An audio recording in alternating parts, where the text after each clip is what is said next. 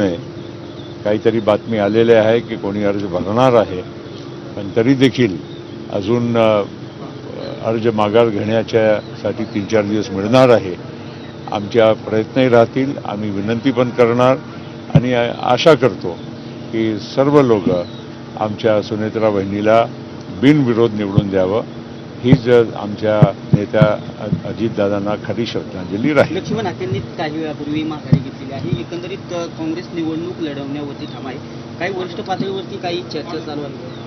असं आहे, मी काल आणि परवा 2 दिवस काँग्रेसचे अध्यक्ष सन्माननीय मल्लिकार्जुन खरगे साहेबांना फोन करून विनंती करण्यासाठी प्रयत्न केले. ते कुठेतरी केरळमध्ये आणि इतर ठिकाणी प्रचारामध्ये होते. अनेक मी मेसेज ठेवलेले आहेत आणि प्रयत्न अजूनही माझा चालू राहील.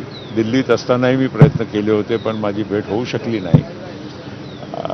आज उद्या परत मी प्रयत्न करीन आणि वेळ प्रसंगी जर त्यांनी वेळ दिली तर मी दिल्लीसुद्धा कुठे जायला पण तयार आहे. आमची तशीच विनंती राहील सगळ्यांना की दादा शेवटी ते महाराष्ट्राचे नेते होते, जनतेचे नेते होते, फक्त एक ठराविक पक्षाचेच नेते नव्हते. त्यांच्या अंतिम विधीला आपण बघितलं की ज्या प्रकारे प्रचंड म्हणजे जनसागर इथे आला होता त्यांना श्रद्धांजली वाहिला. हे खऱ्या अर्थानं महाराष्ट्राचे नेते होते आणि त्यामुळे त्यांना या पक्ष या राष्ट्रवादीच्या त्या छोट्याशा दायऱ्यामध्ये न बघता आमच्या सुनेत्र बहिणीला पण त्याच प्रकारे सगळ्यांनी बघितलं आणि निवडून दिलं, बिनविरोध निवडून दिलं.